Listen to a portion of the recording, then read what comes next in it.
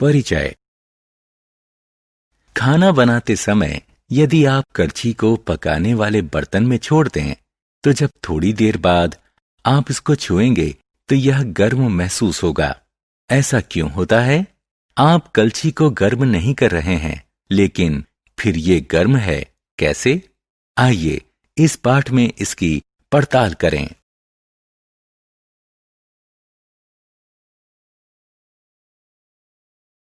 उद्देश्य। इस पाठ के अंत में आप निम्न करने में सक्षम हो जाएंगे: ऊष्मा के प्रभाव का वर्णन करना, ऊष्मा के स्थानांतरण के प्रकारों को पहचानना, चालन, संवहन और विकिरण, ऊष्मा के चालक और कुचालक का वर्णन करना। ऊष्मा के प्रभाव। जब किसी वस्तु को ऊष्ण किया जाता है तो उसमें कई परिवर्तन होते हैं। वस्तु गर्म हो जाती है, वस्तु का आकार फैल या सिकुड़ सकता है। कोई पदार्थ ऊष्ण करने पर अपनी अवस्था भी बदल सकता है। उदाहरण के लिए, पानी को ऊष्ण करने पर यह वाष्प में परिवर्तित हो जाता है।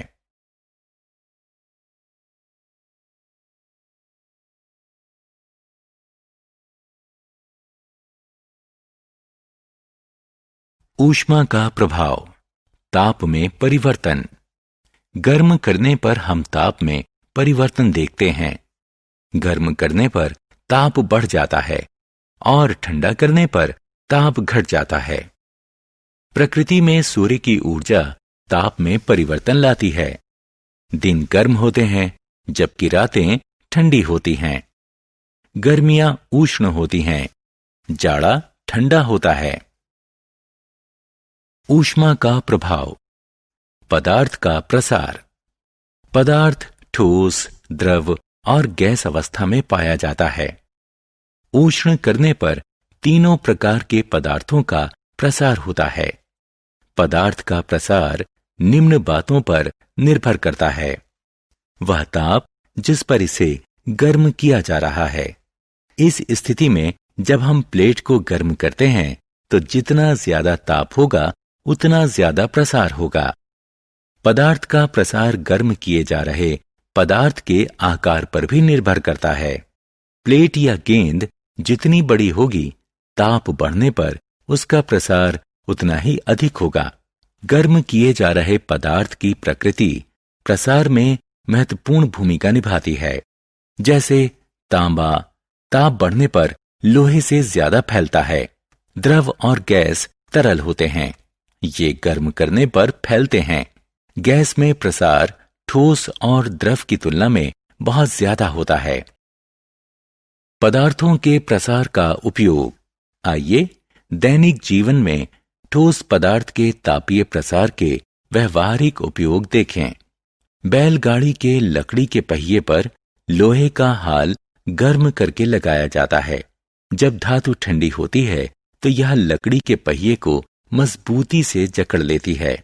जहां पर रेल की पटरियां फिश प्लेट की सहायता से जुड़ती हैं, वहां पर एक छोटा सा रिक्त स्थान छोड़ दिया जाता है। यह रिक्त स्थान गर्मियों में पटरियों के प्रसार के लिए छोड़ा जाता है।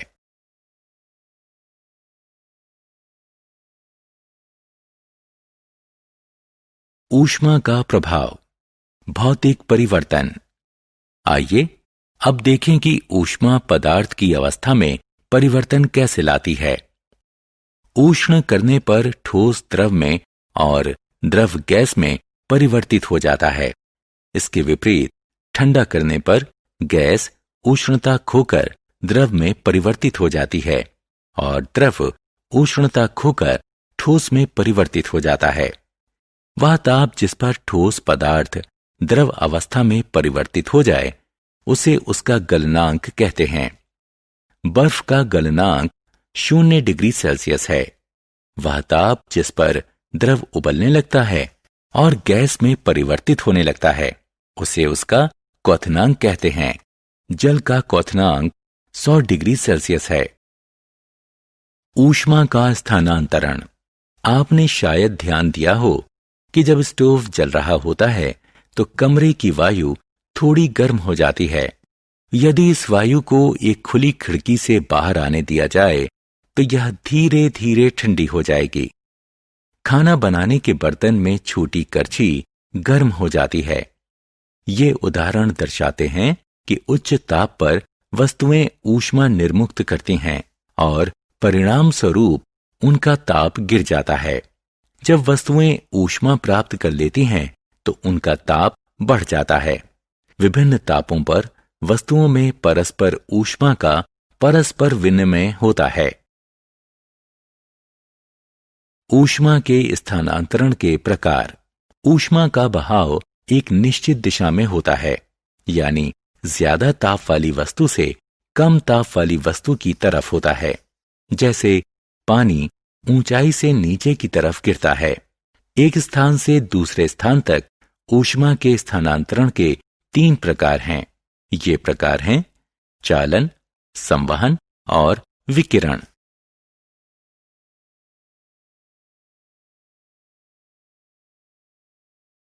चालन। आइए एक प्रयोग करें। एक धातु की छड़ लीजिए। एक सिरे को पकड़िए और दूसरे सिरे को गर्म कीजिए। शुरुआत में छड़ का सिरा गर्म नहीं है, हालांकि बहुत जल्दी हम पाते हैं कि छड़ का सिरा गर्म हो गया है और हम छड़ को अब पकड़े नहीं रह सकते। इसका अर्थ है कि कुछ ऊष्मा का स्थानांतरण हुआ है। वह प्रक्रम जिसमें ऊष्मा किसी ठोस पिंड के एक भाग से दूसरे भाग में स्थानांतरित होती है, उसे चालन कहते हैं। चालन मुख्यतः ठोस पदार्थों में होता है। याद रखिए कि चालन निर्वात में संभव नहीं है। याद रखें कि एक पिंड से दूसरे पिंड में ऊष्मा के स्थानांतरण की 2 शर्तें हैं। ये शर्तें हैं, दोनों पिंडों के बीच संपर्क होना चाहिए और दोनों का ताप भिन्न होना चाहिए। संवहन वह प्रक्रम जिसमें ऊष्मा का स्थानांतरण पदार्थ के गर्म कणों की वास्तविक गति के कारण पदार्थ में एक स्थान से दूसरे स्थान तक होता है, उसे संवहन कहते हैं। ऊष्मा का संवहन तरल पदार्थों जैसे द्रव और गैस में होता है और इसमें पदार्थ गर्म स्थान से ठंडे स्थान की ओर जाता है। संवहन में ऊष्मा गतिशील गैसों जैसे वायु और गतिशील द्रव जैसे जल के माध्यम से स्थानांतरित होती है। वायु की वह गति जो ऊष्मा को गर्म स्थानों से ठंडे स्थानों तक ले जाती है, उसे संवहन धारा कहते हैं। विकिरण एक तीसरा प्रकार भी है जिससे ऊष्मा गर्म पिंड से ठंडे पिंड में जा सकती है। स्थानांतरण के इस प्रकार को संवहन कहते हैं और इसे दोनों पिंडों के बीच किसी माध्यम की जरूरत नहीं पड़ती। सभी गर्म पिंड ऊष्मा विकिरित करते हैं। गर्म पिंड अपने चारों तरफ ऊष्मा की किरणों का विकिरण करता है। सूर्य की ऊष्मा हम तक विकिरण के माध्यम से पहुंचती है। ये कई लाख किलोमीटर की दूरी तय करके पृथ्वी तक पहुंचती है। जब ये ऊष्मा किसी पिंड पर पड़ती है तो इसका कुछ हिस्सा परावर्तित हो जाता है, कुछ अवशोषित हो जाता है और कुछ भाग प्रसारित हो जाता है। अवशोषित हिस्से के कारण पिंड का ताप बढ़ जाता है। बादलों वाली रात साधारण रात से गर्म होती है। जब आसमान साफ होता है तो ऊष्मा का विकिरण वायुमंडल में चला जाता है, लेकिन बादलों की उपस्थिति के कारण यह तापीय विकिरण परावर्तित होकर पृथ्वी पर वापस आ जाता है और हम गर्म महसूस करते हैं। थल समीर और समुद्र समीर। उष्णता में भिन्नता के कारण समीर उत्पन्न होते हैं। आइए थल समीर और समुद्र समीर के कारण जानें। दिन के समय थल समुद्र के जल से ज्यादा गर्म होता है। थल की गर्म हवाएं ऊपर उठ जाती हैं और समुद्र की तरफ की ठंडी हवाएं किनारे की तरफ चल देती हैं। यह समुद्र समीर होती है। रात में ठीक उल्टा होता है। जल थल की तुलना में देर से ठंडा होता है, अतः थल से ठंडी हवाएं समुद्र की तरफ चल देती हैं। इसे थल समीर कहते हैं।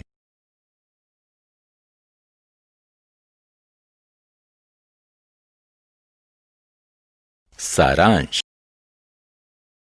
आइए हमने जो कुछ सीखा है उसे संक्षेप में दोहराएं। ऊष्मा के स्थानांतरण के 3 प्रकार होते हैं। ये प्रकार हैं चालन, संवहन और विकिरण। ठोस पदार्थों में सामान्यतः ऊष्मा का स्थानांतरण चालन द्वारा होता है। द्रव और गैस में ऊष्मा का स्थानांतरण संवहन के द्वारा होता है। विकिरण द्वारा ऊष्मा के स्थानांतरण के लिए किसी माध्यम की आवश्यकता नहीं होती।